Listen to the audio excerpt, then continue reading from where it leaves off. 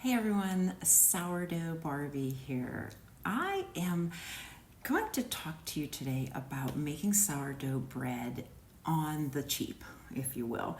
So I have been teaching sourdough bread making classes in my neighborhood for about a year now, and been baking sourdough for 5. I started in COVID in 2020. This was Bunny because she was on Easter morning when I started her. Also my mom's name. She's ready to go. But I wanted to talk about the kits and the supplies you need, because a lot of people who come to my class, I bring the supplies and then they come. It could be social. We definitely have, I teach them things and they go home with everything, but they may never use it again because they just, it was something they did that night. But before you go out and buy a lot of stuff, I want to talk about either whether you have it or if you haven't figured out if you want to continue on this journey, you could get away with doing it cheaply. It really hit me when a good friend of mine had moved away before I could teach her how to make sourdough. And she moved away and right away went on, bought a $50 kit from Amazon, and then she got other things. Oh, I got this shape Banneton and that shape Banneton, and she still doesn't bake.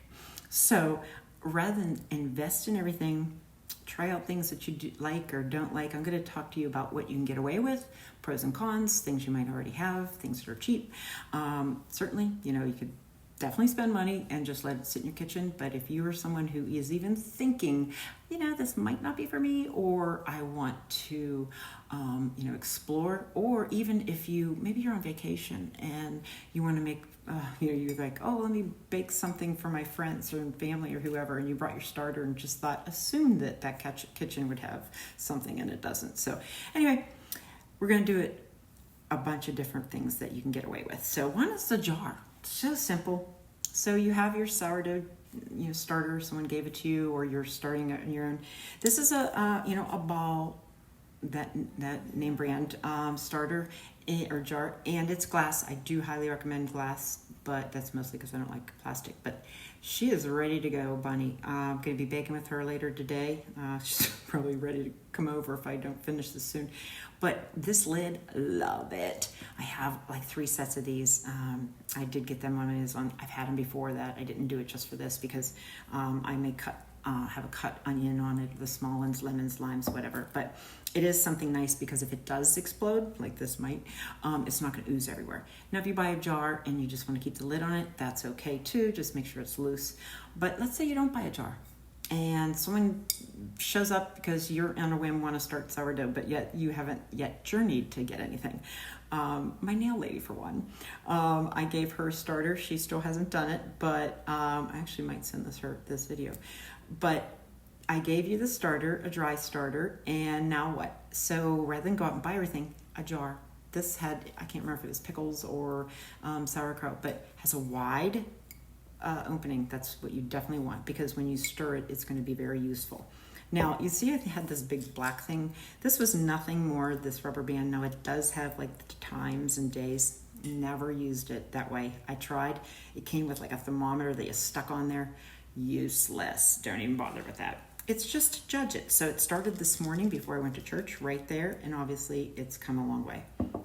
This, if you do say the same thing, put a rubber band on it. Voila, that's the same thing. Now, covering it, other things. I used to give this in all my classes. It's a nice cotton, little, elastic cover. Still works, but if you're someone like me and you pour out your sourdough, you're going to have, the gunk on there. This is eventually going to get gunky. Is it mandatory? No. I barely use it ever. But one of my favorite things is from the Dollar Tree. These there's 17 of them, different sizes. 4 small, which are these little ones that can go right on top.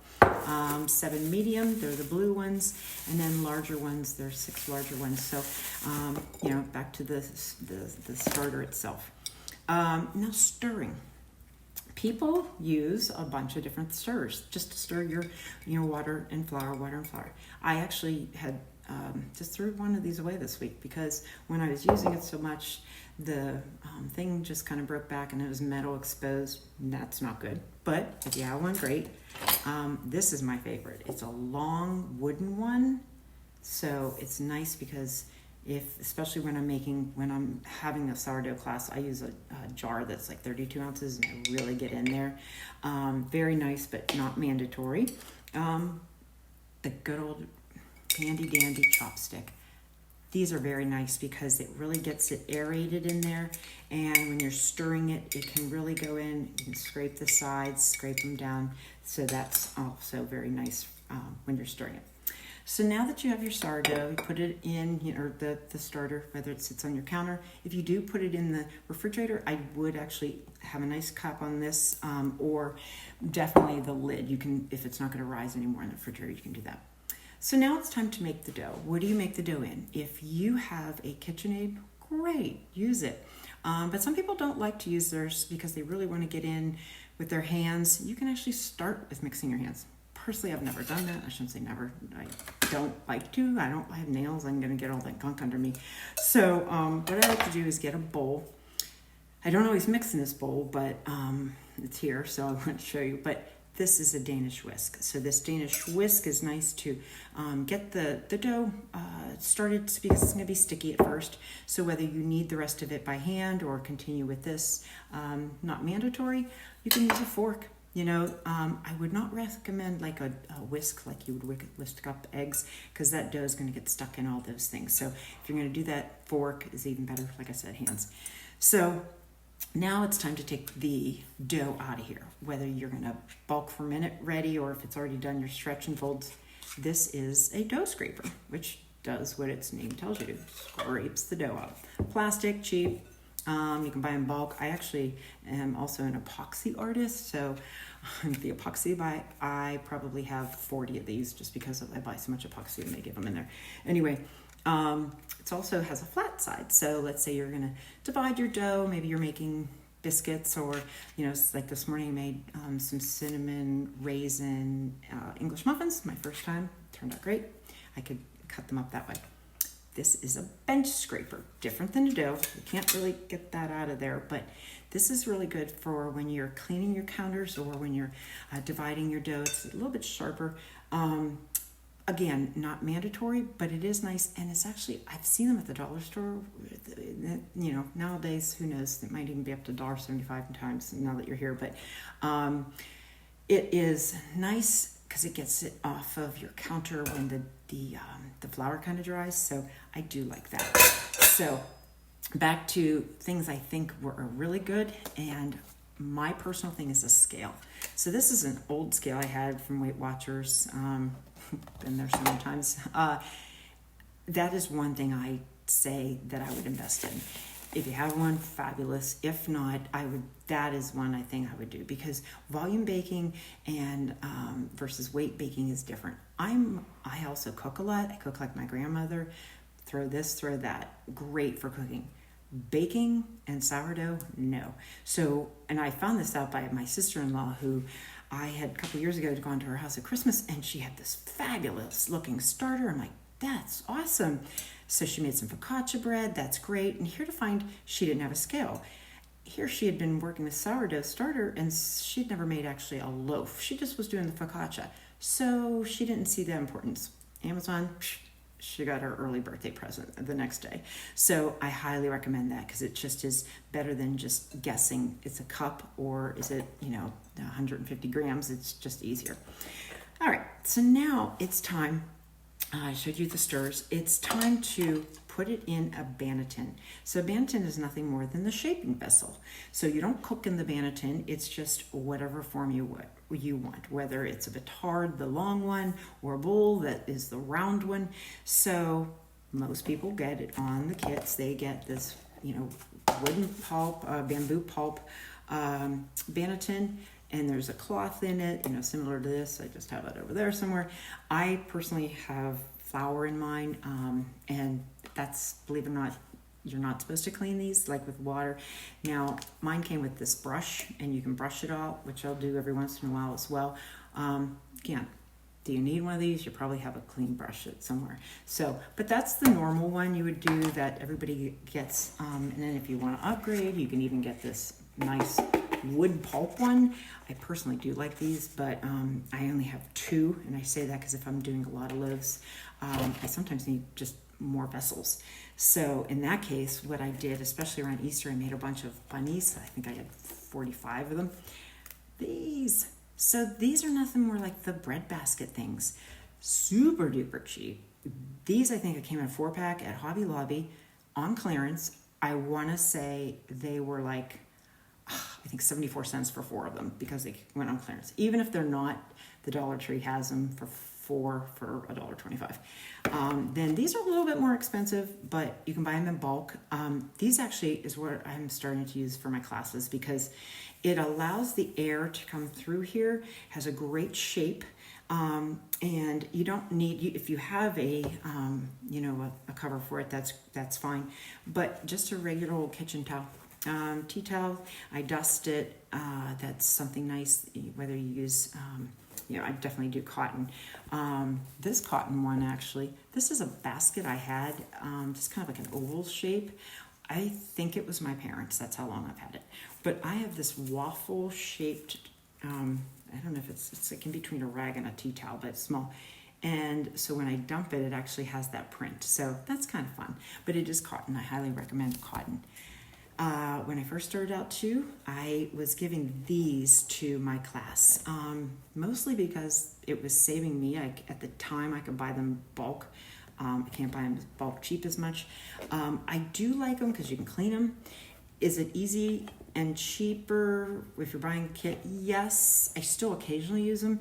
The only thing is it doesn't really retain or it captures the moisture in here. So again, I would use a tea towel to absorb some of that moisture because you definitely don't want it to be flat. It tends to, make your once you bake with it, it just doesn't turn out that well.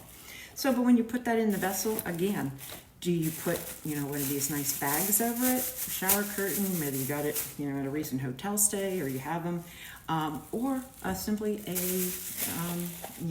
retail bag. You rent a Target or something and have that bag. So you can tie that in if you want to do some, if you're a cold retard in the refrigerator. So that was another thing. Now, if you wanted to go with a smaller bowl, so the smaller bowls, you'll see this, and I think this came in a kit of 3. Thing is, my dough that I wanted, they're like 6, so I'd have to buy 2 kits of this. Or do you have bowls hanging around that are about the size that you want? And again, you can use any vessel. This has no way to breathe, so I would put the towel on that as well. So what you want, size you want, and how you're going to bake. So just always remember what you're going to be baking it in. So let's say the next day you turn this over and it's ready to go in the oven. So what do you use? This sling? Well, maybe, but maybe not. I actually just started using a sling maybe 2 years ago. Didn't even know about them. I just didn't. And then this one happened to come in my favorite Dutch oven. So this Krustic Dutch oven is my favorite way. So I have like 4 different ones that I bake in. When I first started, it was just a cast iron one I had, still pretty good. My kids did get me a really good Le Creuset one. I like that too, but it was smaller. And then I did have a round silicone bread sling, but you don't need them. They're cheap, but still, don't think you have to go get one. Parchment paper's fine. So back to the cooking vessel as well. Before you put it in there and say you're going to preheat it, you're going to put that in. Maybe you have you're going to use like a turkey roasting pan. Those tend to be thinner, so be careful with those. I like to put it like a cookie sheet on the bottom of my oven at all times. I have it's a Pampered Chef baking stone, just so that it doesn't allow too much for the crust to burn on the bottom. So anyway, it's time to put it in your vessel. So now what do? You want to flour it, and I usually spray it with water bottle, put some ice cube in it. But when I'm putting flour on it, you can put rice flour, regular flour, whatever you use. There's just like little balls. I never did actually buy one that you just put flour on it. That's great. Use these. That's also fine. I actually had that. But what I did have, and I love, is because I keep all my rice flour in this. I had made some sprouts before, bean sprouts, and I just happen to have it. This is just a screen, so I shake it. So think of a shaker too. You can just have that at all times. So you don't need to buy a special little ball thing to go in there. All right, now, here it is, about ready to go in the oven. Now you have to score it. Oh, also forgot this one. This came in one of my, I don't know, something I bought. And I honestly, I don't think I've ever taken the extra flour off to do that. You can do it. If it came in a kit, fine, but not mandatory. All right, but back to scoring. So originally, this is what I used. So this bread lame, whatever you want to call it, it's a razor. Did we have a gazillion of these straight razors? Yes. Would I trust myself to go like that? No. But even these, I was giving these to my class, and I had to sit there and show them how to use it. And of course, the Band-Aids were needed. So be careful. I do like this one still for the rounded ones. So if I'm making something a little bit fancy and I want to do rounded, it is rounded. A friend of mine had got me one of these. And this is the blade. I will say this is nice for straight cuts, but it's kind of shorter, so it's kind of harder to get in if you want to make a long straight one. This is one I do love. Good steady handle, stern, allows you to do straight ones, get in there. But on the El Cheapo, here we go. So I found these a 4-pack at I think it's Goodwill. And brand new, and that retractable one.